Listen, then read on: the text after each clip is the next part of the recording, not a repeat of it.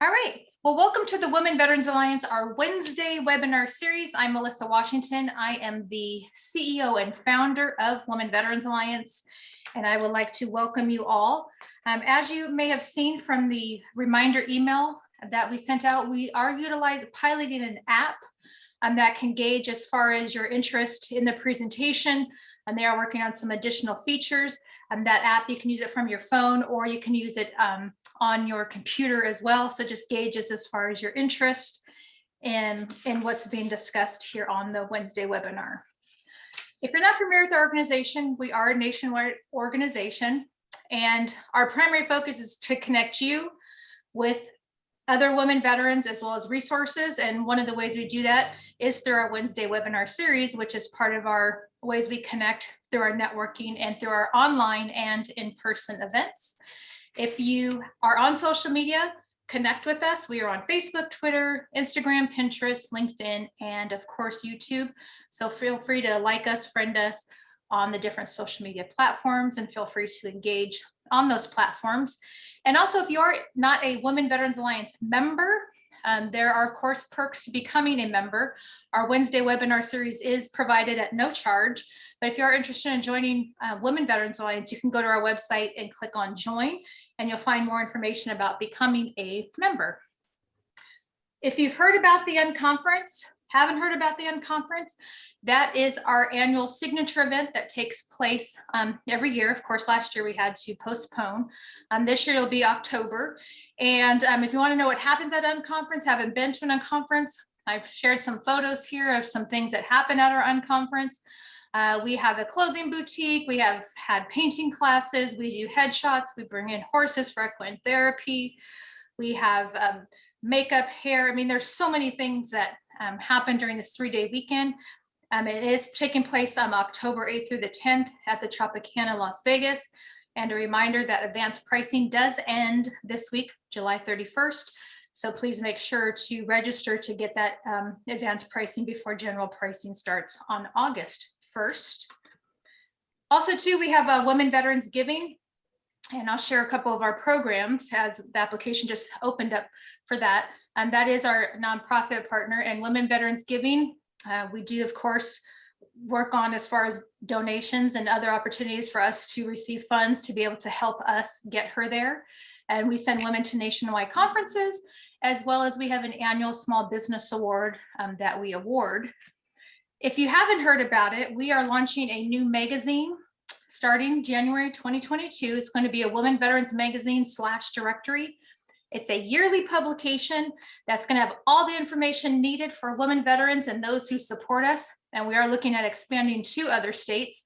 So if you are interested in submitting an article, interested in advertising, also too, these will be available in print. So if you're interested in subscribing, you can go to womenveteransmagazine.com and you can subscribe, and we'll make sure that we mail a copy of this magazine to you coming up January 2022. So like I mentioned before, Women Veterans Giving, we have our scholarships as well as our Small Business Award. As of right now, that scholarship application is open. It opened up July, ends August 15th.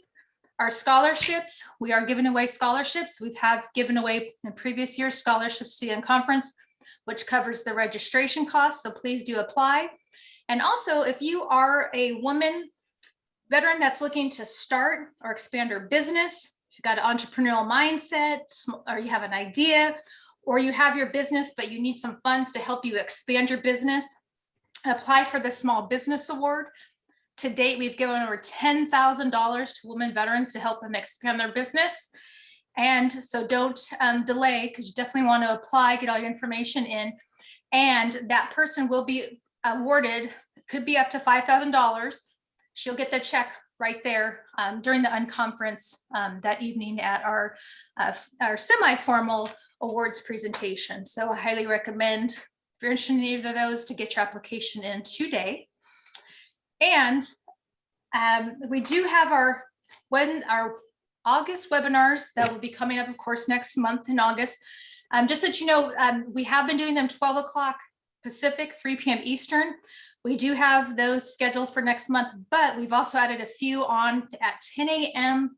Pacific and 1 p.m. Eastern. So definitely go to our webinars page on our website to check out all the different webinars that we have coming for August. So without further ado, I want to introduce Bridget Renee is a 24-year retired Navy veteran, go Navy, recipient of an MBA, a 3-time best-selling author, and the CEO founder of Legacy Bridge Inc., which is a minority woman and veteran-owned business. So Bridget, I'm turning it all over to you. This is all yours. And I look forward to your presentation. I know everybody else does as well. All right, well, thank you so much. Thank you for the introduction. I was going to share that as well, but I'm glad that you did that for me. So yes. I can just really go ahead and get into the presentation. And like Melissa said, my name is Bridget Renee, and I've been a business owner for probably just a few years now. And the reason behind that, and the reason why I came up with the leadership in the workplace, is because it all revolved around my lunch break. Because during my lunch break, you know, when I left the Navy and was in corporate America, during my lunch break, it was like the most unproductive, you know, thing. And I'm not saying that we're supposed to, you know, use our lunch breaks to do more work. What I'm saying is that I wasn't getting anything out of the conversations. It was too much gossip. You know, people weren't really focused on trying to do more with themselves. They were more focused on talking about how much they hate their jobs. And I'm like, wow, I love my job because of what it gives me. You know, the job, your job, it pays for the roof over your head. It pays for the clothes on your back, for the car that you drive, for the vacations that you take. So we have got to get out of that, the feeling of hating our jobs. Because once you realize what that job is doing for you and what it can do for you, you're going to just really start to love the job you hate. And as a matter of fact, that was the title of one of my bestsellers. It was called Love the Job You Hate, the 5 fastest steps to turn your lunch break into your most profitable hour of the day.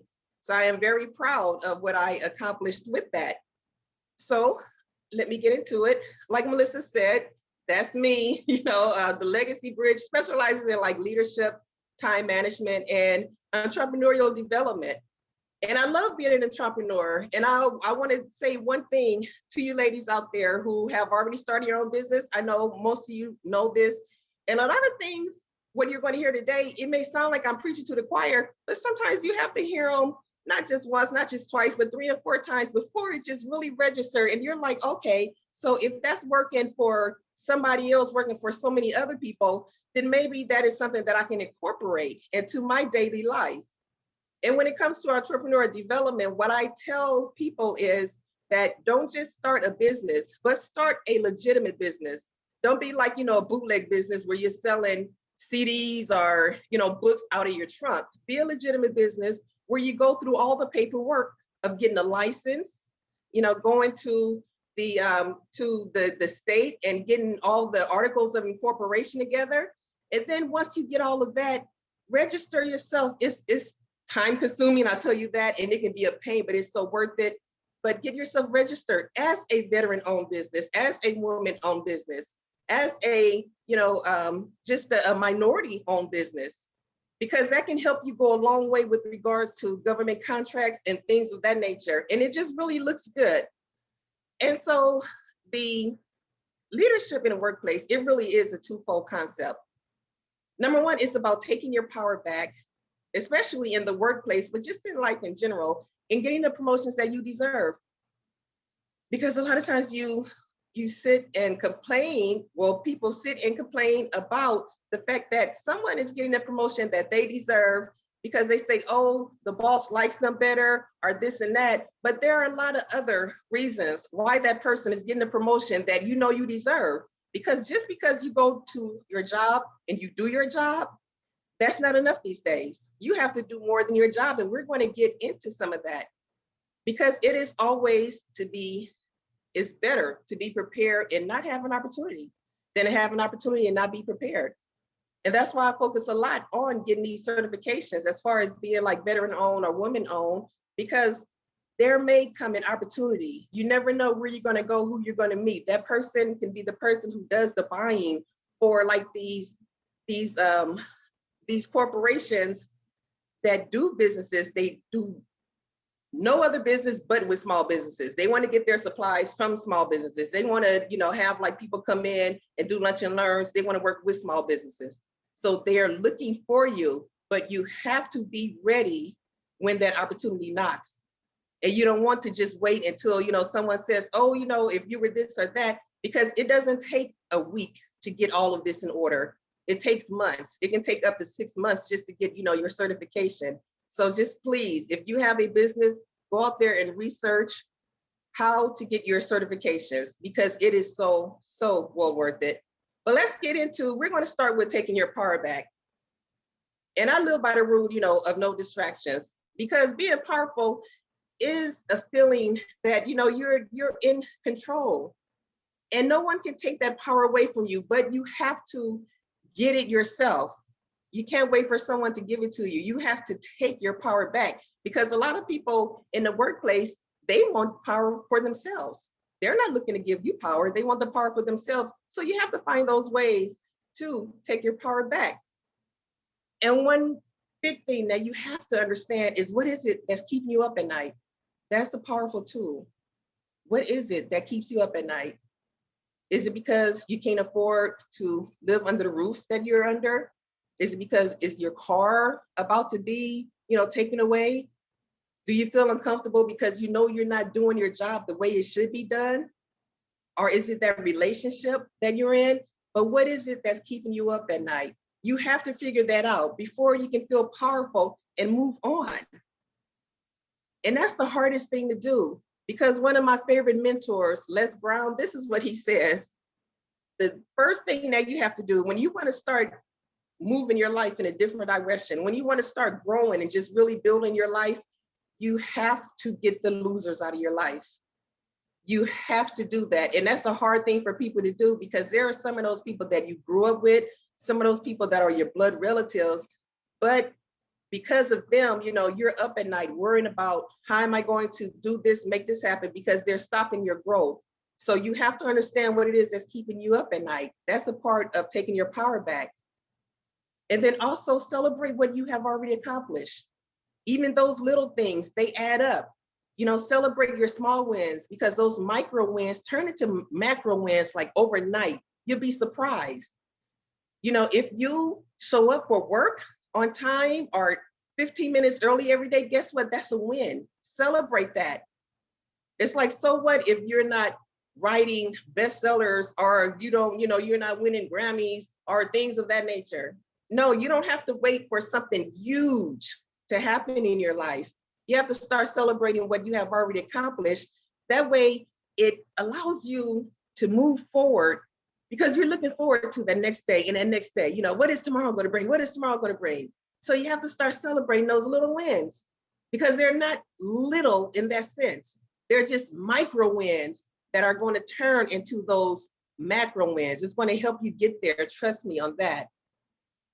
And also taking your power back, it's about showing gratitude. Like I said before, when you go into your job and you complain about your job, guess what? That does something to your spirit. It does something to your mode. It does something to the people around you, because it's not your colleagues that are the only ones hearing that. It's your bosses, it's the decision makers, it's the gatekeepers who are hearing that as well.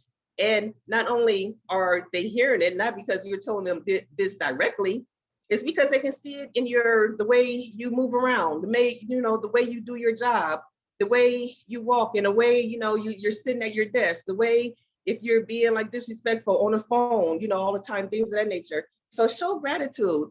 And then it's not kissing your boss's behind. Showing gratitude is not the same as kissing your boss's behind. What it is that you are simply keeping the promises that you made during that job interview. Because you didn't show up on that job interview and say, hey, I'm going to come in late. I'm going to try to get away with as much as I possibly can. You don't go in a job interview saying that. So when you're showing gratitude, you're just keeping the promises that you made. And start journaling. Start keeping up with what it is that you're doing on a daily basis, because you want to go back and look at those things. One of the things that I do is, if I'm having a really bad day or like a bad week, something like things just going wrong, left and right, left and right. You know what I do? I write myself like a calendar note, like an electronic calendar note. And then I write these things in this calendar note, and then I'll put it on a calendar date for like, say like 3 months from now or 6 months from now. And you know what it does? It pops up 6 months from now or 3 months from now. And I'm like, oh my God, I was feeling that bad. I was, just feeling like, the world is going to end. Things are just not going my way. And then 6 months from now, 3 months from now, you're like, wow, you don't even remember that. But it's good for you to do this every once in a while because you want to remember that, wow, even though some things go wrong in life, it gets better. 3 months from now, 6 months from now, a year from now. So start journaling and keeping up, because you also, as women, we need to really start keeping up with our health. And you're going to notice like, wow, what is going on every time I get a headache? What is that's going on each time that happens? Why does my stomach hurt at certain times? You want to journal that because you want to see what you have in common, what you're doing on those days that's causing that to happen. So journaling is like a great start. And daily affirmations, I love these because they're just a daily reminder of what you want in life, what you have to offer, what you've already accomplished. And those daily affirmations are something they can be like so personal, or they can be things that, you read in the book or you find online, but you can make them your own. Like I say, I remind myself, I deserve happiness. I deserve love. And I am not going to stop until I win. So those daily affirmations, they lift me up and they get me started. And then of course, there's a vision board. Never go wrong with the vision board. And before you know it, those things, you have accomplished what you put on your vision board. And it's like, wow, time to do another vision board, because guess what? I have achieved all of those things. And it is just so amazing. When you, like I said, go for those micro wins, start small, but that vision board, you want to put things that are more realistic. A vision board is not a wish board as far as, let me make a wish. It's like a vision that you see for yourself that is doable. Don't say, you want to be in the Olympics, next Olympic, because it's impossible unless you've been training for like the last 10, 20 years or something. Don't say you want to win a Grammy next year if you haven't even been in a music studio. You want to be realistic with your vision board. And I think that's why a lot of people get so off track with their lives, because they're thinking, you're not going to be Beyonce overnight. There's only one Beyonce. And there's only one Bridget, there's only one Melissa, there's only one Sherry, there's only one. So let's keep it moving. And following the money. Why is it important to follow the money? Because sometimes we spend a lot of times trying to look the part instead of being who we are. Can you imagine how much money you can save if your focus was not on always having the designer brand, or always, going to the fanciest restaurant? But when you put your money on you, it takes away a lot from what you can do, because the leadership in the workplace, when you want to advance yourself, you have to spend money on some other things, because they're not just looking at the way you look every day. They're looking at some of the things that you bring to the table. And so you want to go to like lunch and learns like this, you want to go to seminars, you want to do things of that nature, but don't focus on always trying to look the part, because looks can be deceiving. We know how much, money people put into certain things. And a lot of times you have friends, you can see how they dress compared to what is in their bank account. So follow the money and start purchasing things that's going to build your career. Because wouldn't it be better if you were, I would say, just living within your means the next 2 years, and then the next 30 years after that, you can live beyond your means because you're making so much more money. But if you're spending your money right now on things that do not matter, that could be a habit that you'll take with you the rest of your life. So if you want to grow in the workplace, you have to start letting them know that you are concerned about more than what you look like when you go to work. You're more concerned, you want to be there for the company. You want to be, a team player. And then if you view your tax return as like free money that you deserve to treat yourself with, then a lot of times you're looking at your finances wrong. And what our goal is to grow our finances, not to keep taking away from our finances, but let's focus on growing our finances. In other words, just start investing in ourselves, investing in our future, investing in our jobs. You know, some of the things that you can buy yourself to do your job better. But know the difference between investing and spending. And here's the biggest thing: the art and rewards of sacrifice. There are a lot of things that we don't do, especially like financially, you know, but what are you willing to sacrifice? Would you sacrifice like a night out on the town as opposed to a night of studying your work handbook, your job's handbook, the job manual, and then taking your lunch to work instead of spending money, like leaving a job, going to like a fancy restaurant, spending $13, $15, $20 for lunch? You show how responsible you are. And people are noticing that. Using public transportation, getting rid of cable, instead of having cable, get rid of cable for like 6 months and see how big of a difference that's going to make in your life. For 6 months, get rid of cable and start focusing on reading more, writing more, discovering yourself more, going out more, being a part of nature more. And then there's a sacrifice of who are you willing to sacrifice?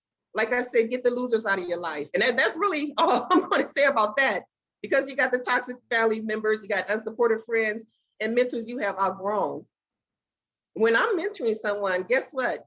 Especially when you're in the workplace, when you're mentoring someone or you're being mentored, the purpose of that relationship is for you guys to outgrow each other. You're not supposed to have the same mentor your entire life. You want to outgrow that mentor, because they can only take you to a certain level. I can only teach you so much about business. I can only teach you so much about leadership in a workplace, but you want to keep growing. You want to take steps when it comes to mentors. So you don't want to just keep it at one. So sacrifice is like a big thing. And we're going to get into more leadership. We're going to start with time management. Like I said, I want you to look at your daily routines and look how much time you're spending at work. That is 34% of your day. 8 hours, that's 34% of your day. Make it count. Make that the place where you are growing into yourself, not some place where you're diminishing yourself because you're unhappy. You're making everybody else unhappy, who's around you, who hasn't spent time with you. You're sluggish because you're losing sleep. You're not getting enough sleep. You hate your boss. And that's 34% of your day. Do you really want to spend the majority of your day in misery? So learn to love that job. Learn those reasons to love it, because that's a place where you can grow. And look at those 7 hours of sleep. I was being generous at 7 hours, because I know a lot of us don't get that 7 hours. We're lucky if we get like 4 or 5, but I was being generous with that. But just look at that 1 hour for lunch. Look at that 1 hour. That's only 4% of your day. That's the least amount of time in your day that you can use to really improve yourself and how you are at work, the relationship that you have with your colleagues. So let's just really start looking at our jobs as like, wow, this is an opportunity for me to grow. Because sometimes if you're looking to get another job, guess what? It's like starting over. You got to start over with relationships. Sometimes you got to start over with the pay, take a different cut. It's going to take a while for you to get your annual review and start making more money. Wouldn't it be best if you can just stay in that one place and love it? So let's look at that lunch break as your most profitable hour of the day, and don't waste it on toxic people. Don't waste it listening to gossip, spreading gossip, saying, telling people how much you hate your job, or snickering, when someone comes in the room, or something like that. Learn how to love that job, because that job can take you far. And not only that, you want those references. You always want those references. You don't want to have anyone to be able to say negative things about you, because you never know where people are going to look for them sources of getting a reference. You never know where they're going to look. They can call your old bosses, even at the jobs before. So let's look at them as references, people who are going to help you grow. And like I said before, it is not kissing anyone's behind. It is you keeping the promises that you made when you first interviewed. So how do you turn your lunch break into your most profitable hour of the day? Kate, when your lunch break comes around, just do the following. Take that 3 to 5 minutes first to refresh. This means to remove your mind of all of those negative thoughts. And you can do that with a lot of exercises. You can do like the 5, 7, 9 breathing exercises. You can do meditation. You know, you can just like go online, those calm apps or things of the nature, but take some time to refresh, because you don't want to take that icky feeling to lunch with you, because it's like, you know, you're not doing yourself any good. So learn how to refresh, because you want to be able to allow your mind to think. And you can't do that when you're stressed out. And drink only water. Just keep your mind, your body, and your soul pure. You know, a lot of times, yeah, you want to drink coffee and stuff, you know, when you're at home, when you go out, you know, the wine and alcohol, things of that nature. But for lunch, just get into better habits of taking better care of yourself by drinking only water. And leave those unhealthy liquids, leave them alone. And then just take like 20 or 25 minutes to eat your lunch. But at the same time, reflect on what it is that you want to do, on how to grow. And don't think that it happens all within one lunch break. It doesn't. It's not going to happen in one lunch break. But you want to use that last 30 minutes to work on that realistic plan. Like I said, let's not get into fantasies, okay? There probably are no Beyoncés on this recording right now. Okay, let's not get into the fantasies. Let's get into what can be your reality. You know what your talents are. You know what they are. You know what you do freakishly well. You know what you have a desire to do, how you want to live out the rest of your life. But you don't have to do it all in that one lunch break. You know, just take your time about it. And I'm going to tell you something. If you do have a job where you don't have an hour for lunch, where you only have 30 minutes for lunch, run. Run now. Run like the wind. Run. Because what they're trying to tell you is that they don't care that you have errands to run. They don't care that you have kids to check on. They don't care that you need time for yourself to regroup. All they care about is you needing that like a 30-minute to, you know, for them to, you're just a workhorse that just needs refueling. So if you have a job that you only get 30 minutes for lunch, there is something wrong. Run. That's not one of those jobs that you want to love, because they're sending you the wrong message. And this is what you keep our focus on, removing the clutter. That's a part of, you know, like what's keep you up at night. That's clutter in your head. Remove the clutter on your desk. Have a clean desk. I know we like to have, you know, the family pictures, the people that we admire, quotes and all that kind of stuff, but keep it clean. Just remove all that clutter. And study your company. Know what your company's history is. Know who started the company, how they started. Know that story. Because when you come to like, say like gatherings, Christmas parties, other functions that the company is having, you want to be the one who can either bring that up or, you know, make it a topic of conversation. Do you know how impressive that is? When people know their history and they can talk to you about it intelligently. So start studying your company. Maybe you'll learn something about it that you can just really just build upon. Like I said, attend like the company lunch and learns and develop new processes. We're all military, you know, folks. Well, I believe the majority of us here are military women. Developing new process. A lot of times in the military, we didn't get that opportunity. We had things like rules that we had to follow, like, okay, just 1, 2, 3, step 1, 2, 3. This is how you do it. It's like, well, can I, you know, skip that? No, it's 1, 2, 3. But as a civilian, we have opportunities to develop new processes. So work on that. If there's a better way that you can function at work, let them know that. Say, hey, I've come up with this idea. That's very impressive. You know, you're showing that you are a leader. And when those new opportunities come around, guess who they're going to be thinking of? They're going to be thinking of people who are interested in helping the company grow into making more money for the company. But if you're just there just to do your job, I'm telling you, that's all you're going to have is a job. You're just going to be there doing your job. And reading business, magazines and articles, like the bios and things of that nature, that's a great place to start. Reading, like a lot of people, CEOs, they like to write books now. So start reading more. And some more time management nuggets: work when working, play when playing. Meaning that, don't be so willing to always bring your work home, and don't bring the play into your job. Work while you're working, play when you're playing. Know how to separate those two, because you don't want to be the class clown. We already talked about following the money. And do not mistake movement for action. Because a lot of people think just because you sitting around, making lists or whatever, that is movement, but that's not real action. What are you doing with that list? Are you just making it? Is it just sitting there, at your desk, sitting there at your bedside on a nightstand?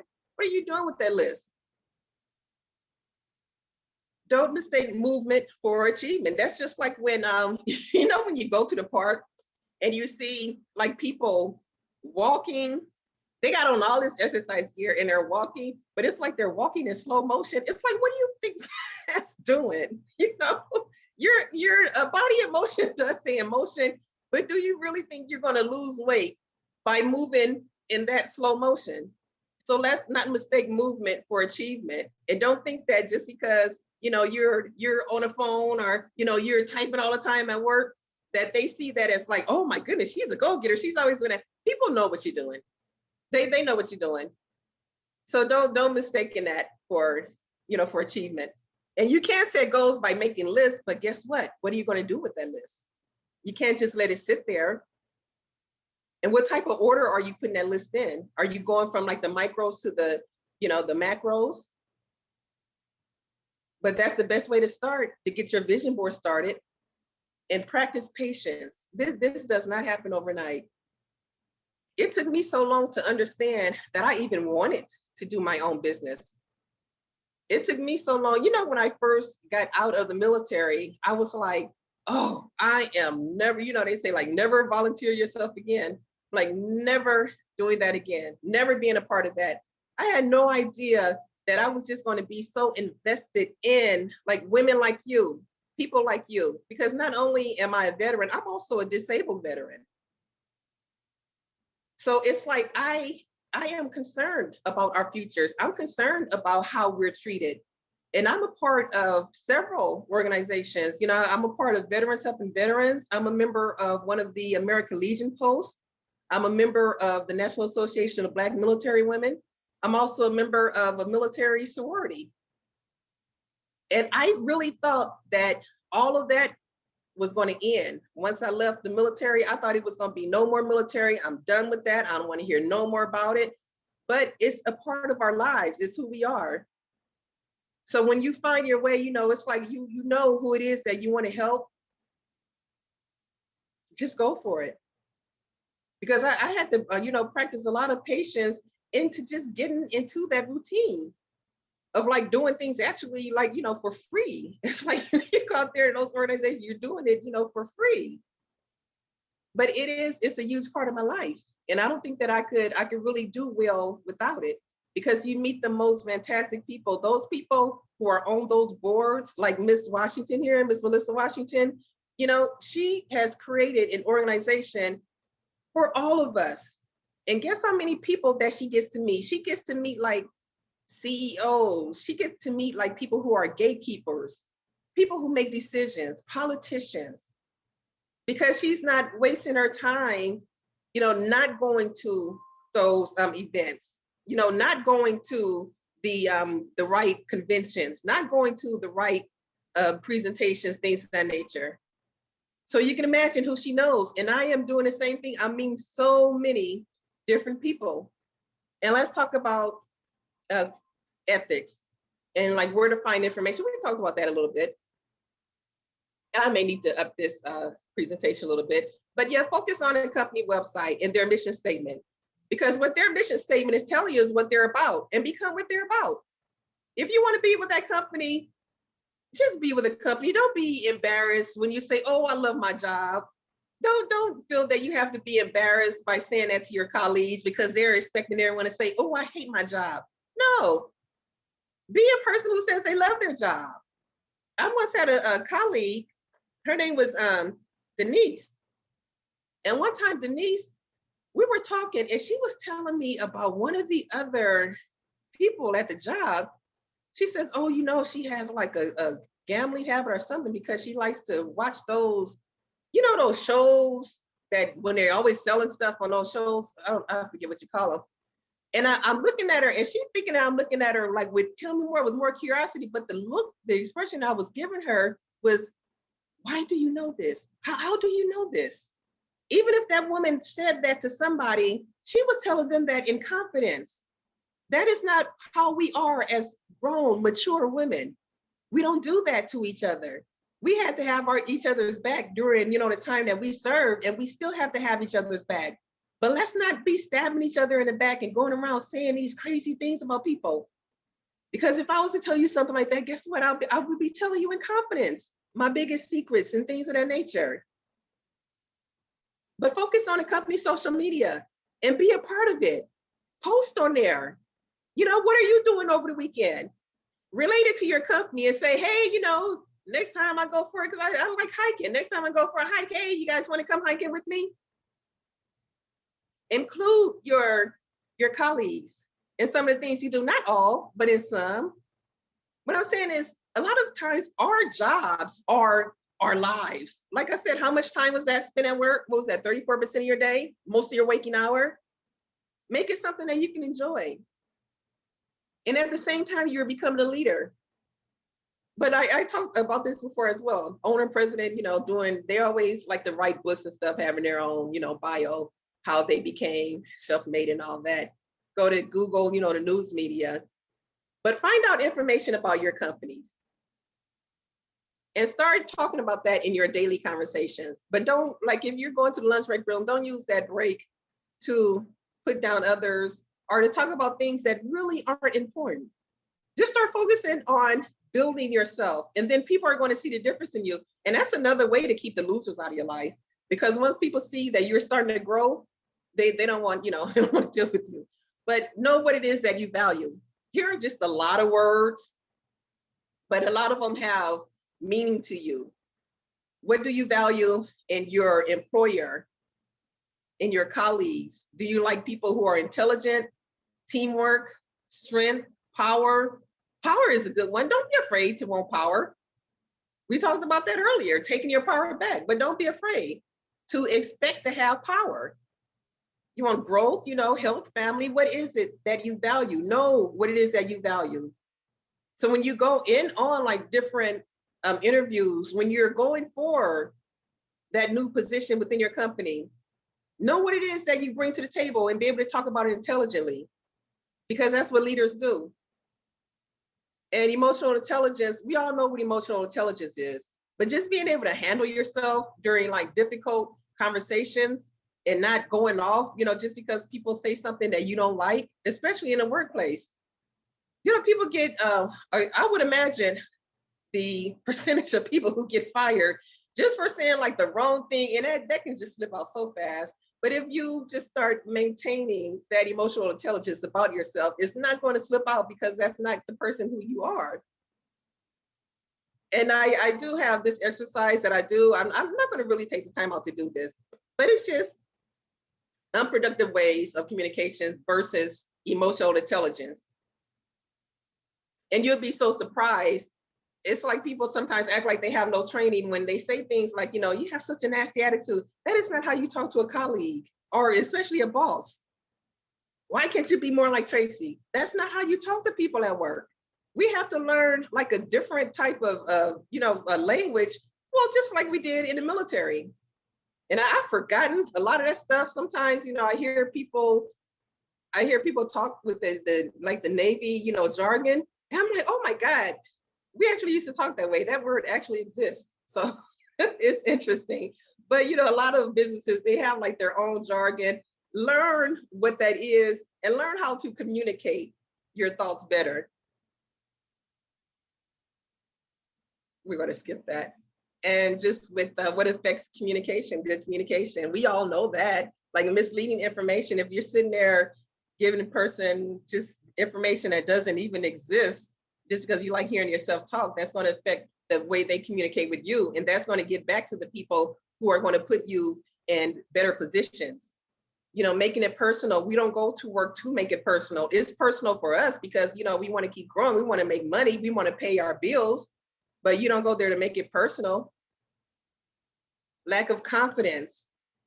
We have been through too much as veterans. We've been through too much to not have confidence.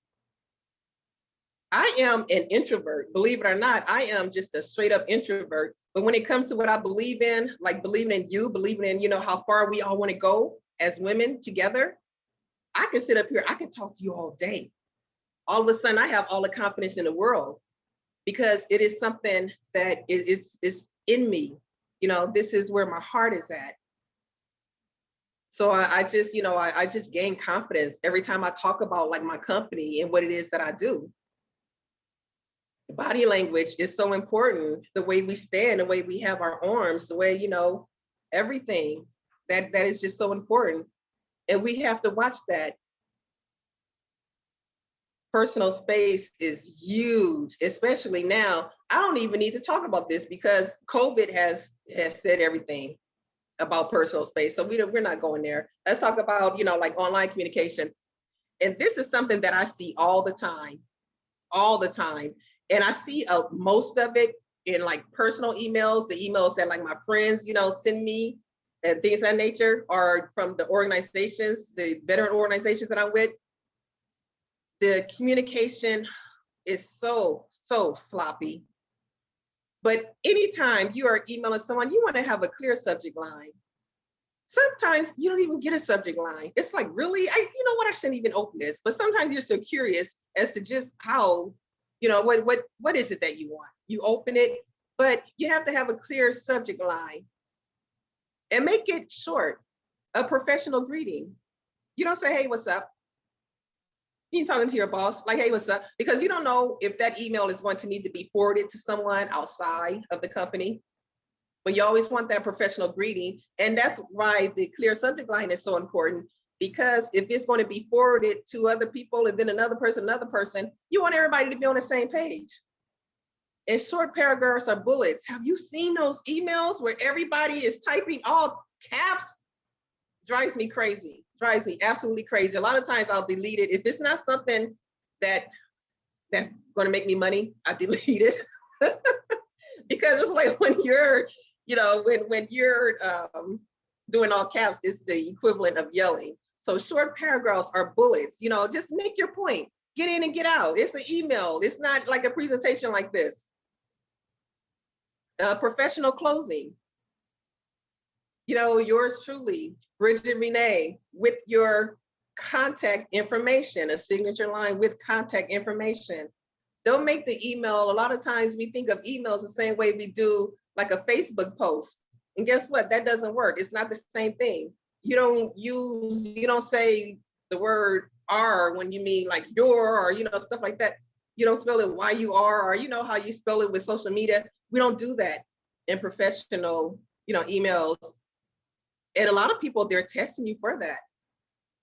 They are. They're watching you. They're watching you. They're testing you. There are some people who already know they don't want to see you grow. So they're looking at every single thing you do and they're putting it in this little folder, which is going to turn into a big folder, which is when you apply for that promotion, they're going to be like, so watch what you do now. And don't think that once you see that opening that you want, all of a sudden, there's like a VP position open or some, a higher position that's open. And then all of a sudden you want to start being professional. No, it doesn't work. That does not work. That is not leadership. You want to be a leader all the time. That's what leadership in the workplace is all about, being a leader all the time. That social media etiquette, it doesn't matter. It may be illegal for them to use your social media to do things like get you fired or demoted or something. But guess what? It still does happen. And they still cannot grow you in the firm because of what you do on social media. When you post like derogatory social media posts, I don't know why you would do that anyone would do that anyway, but they are watching illegal or inappropriate affiliations. If you with the KKK, hey, get rid of your membership now. Complaining about the company on the media, really? What if it was your company? You have to think of it as your company.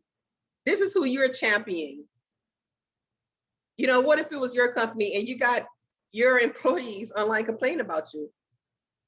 Oh, Bridget, she's just, oh, she all stuck up. She all just this and that. Really? Tasteless behavior at office parties. And I know when we were in the military, we used to party. And you know what? We earned that.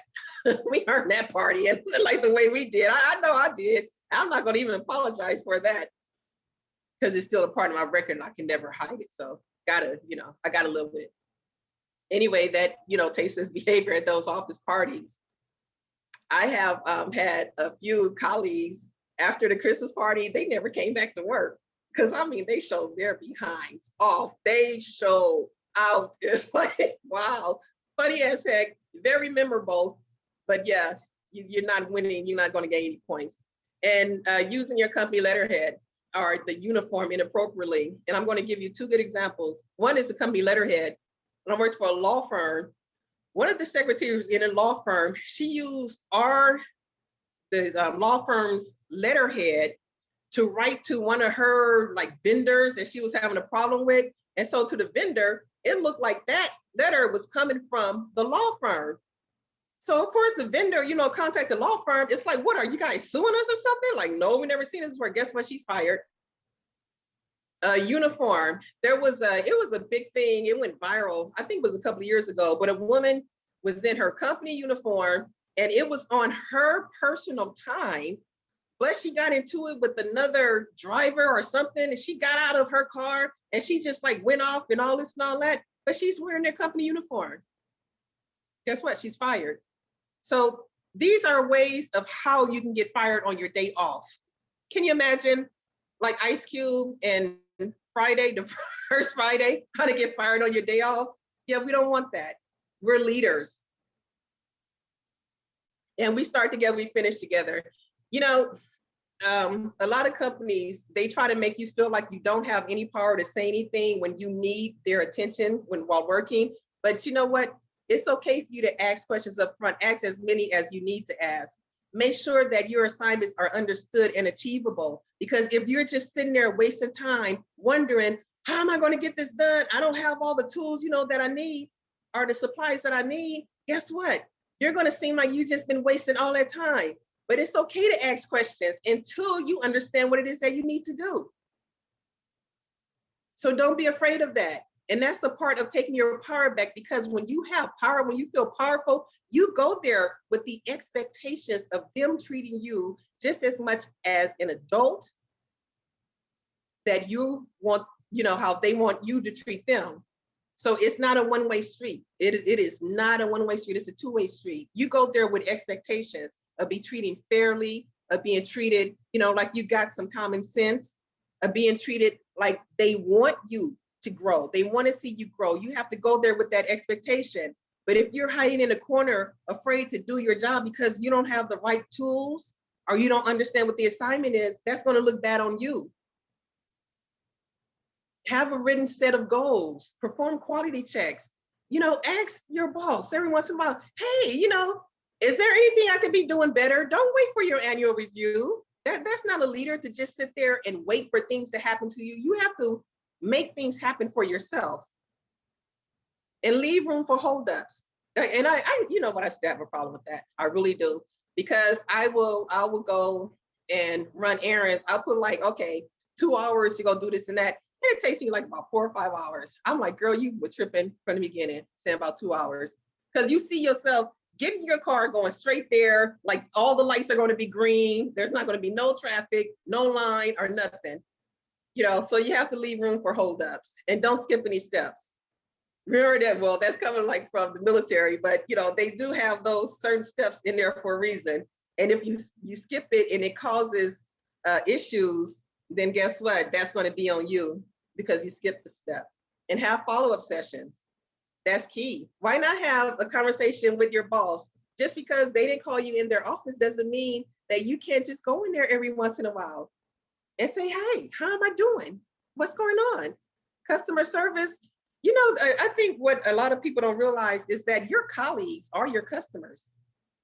They think that, the customer is a person outside of the firm, but your colleagues are your customers. And you have to understand what their needs are just as much as you want them to understand what your needs are. So customer service is about that all around experience of being an employee. And you're not just waiting to be nice to that person who comes up, comes up to your desk or something.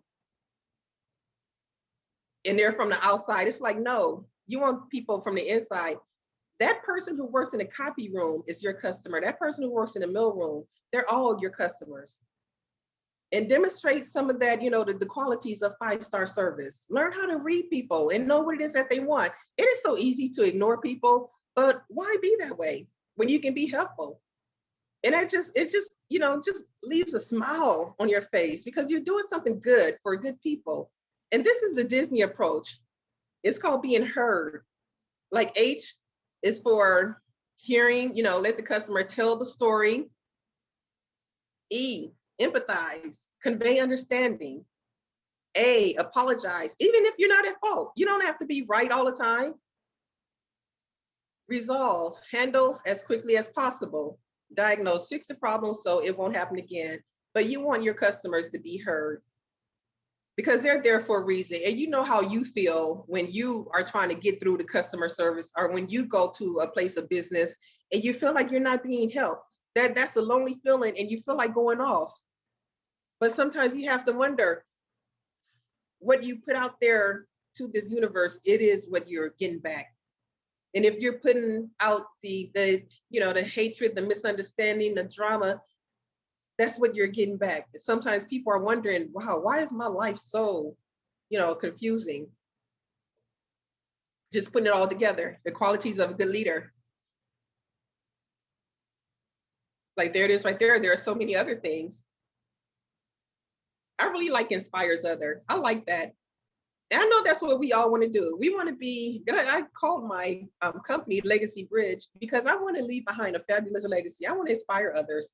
I want others to still be talking about me when I'm gone. And that's what I love about my books. My books are going to be there like forever. They're going to be like on Amazon, they're going to be there forever. Good communicator.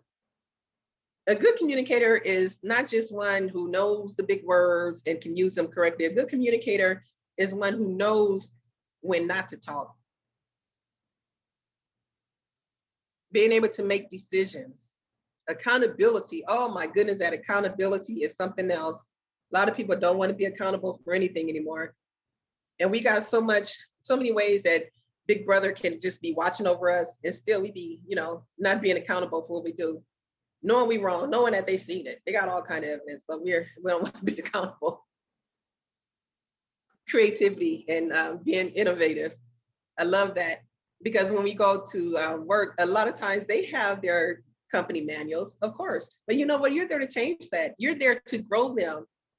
Do you think that they would prefer to advance someone who just, sits there and does their job or someone who is helping the company grow? So if there are like any questions, Melissa, any questions for me? I would love to take them right now. And how am I doing on time, by the way? You're right at almost at 1, but I'm sure we have some questions. Fantastic content, fantastic. Thank you. A lot of reminders from myself, so that's good. All right. I'm just looking through there weren't really any questions per se, but just some fantastic comments. I truly appreciate listening to you, Bridget. So inspiring and truth. You're so right on about the gratitude. Thanks for the reminder. Someone had mentioned a friend says to spend $800 on a suit to match the job. I don't know about that. And I'm going to say, don't spend the $800. That's my personal opinion. No, please don't. Well, if there's anybody else that has questions, feel free to unmute yourself or just put them in the chat as we do have a few more minutes. The question came up from more than one person as far as the copy of the presentation. And Bridget, I'll let you answer that. But before that, everybody will get the link to this recording as well. Yes, and I'll share my contact information with you, and they can, go online and make contact with me. And also on my my website, for if you would like to download my book, Love the Job You Hate, you can download that when you subscribe to my website. So that's available for free. I took that off of Amazon, so I want to give that away to help people. Can you put that link in the chat? Let's see. Yeah. That'd be great. Do I have to stop sharing, or? You can still, if you can stop share if you want, but you can just, if you go to the chat and just type in the website, or just copy paste it. Okay. Oh, there's more.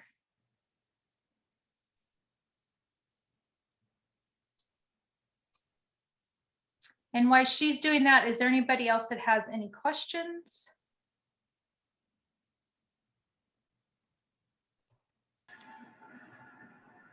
Hi, Melissa. This is Karen. Hi, Karen. I don't have any questions. It's just that I feel like when I do certain things here, so there's people that say, oh, that's because you were military, right? And a lot of things that you said, Bridget, was like, that's how I think, that's how I act. And I'm like, oh, okay, I'm not the only one. That makes me feel better. That they're like that. But yeah, I'm always telling my staff, two different worlds.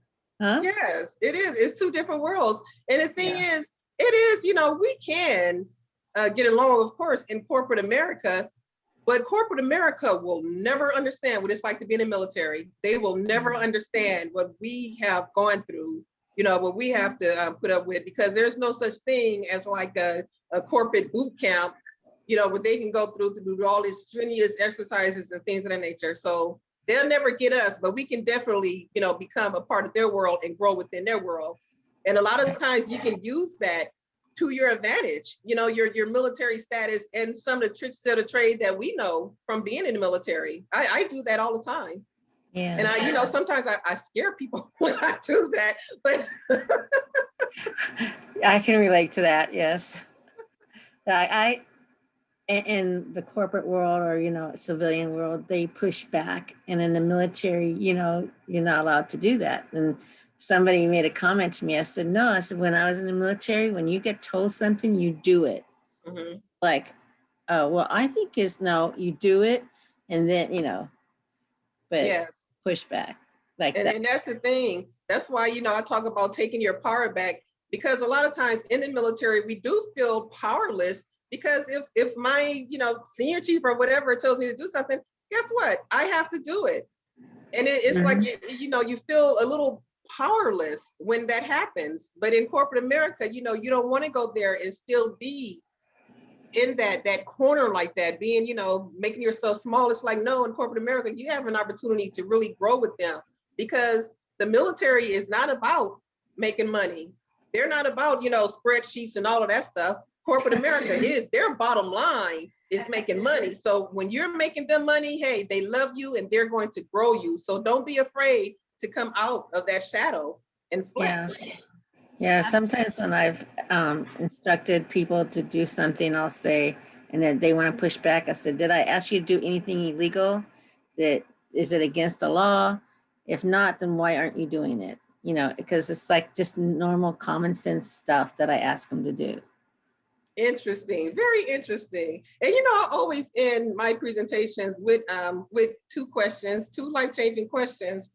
It's like, what would your life look like 1 year from now if you don't do anything? And what could your life look like 1 year from now if you follow through on the promises that you make to yourself? Yeah. So that's what I like to leave people with, because that is just so important. Because if we don't do anything, it's going to look exactly like it's looking right now. But we take those baby steps, we start to come out of our shell, we start to grow and want to really be a part of the company and help the company grow, or to start our own thing. That's when we get like really motivated to start our own thing. When we can see that, oh, wow, I'm doing such a great job of helping somebody else build their dream. Hey, it's time for me to start working on my own. Right. We get interns every summer, and it's their first job. And one was super shy, but the other three, they all said this was like their first job and that to them, I was a great boss. I said, well, I believe in showing you what to do and just letting you do it. And then if you have, just ask questions, just ask questions. And so that's what I did. And they all enjoyed this, this opportunity they had. Yes. Well, great for you. Great for you. Yeah. Bridget, and the civilian, yes. Go ahead. What a great way to end it, and great questions. And I know Sabine Tampa had a question, and I'm hoping she'll reach out to you directly, because I think this would be a great conversation for you and her to have. Well, first she said you were an inspiring woman, and she said, do you recommend being an entrepreneur rather than employee? I know we don't have time to answer that, but hopefully that'd be a good one-on-one question for you to have with each other. Oh yeah, because I have a lot to say about that. Yes, and I do too, but I'm going to connect you both. So okay. yeah, this is fantastic. And again, I thank you all for your time today. And again, Bridget, thank you. Very much appreciated. You're so welcome. You're so welcome.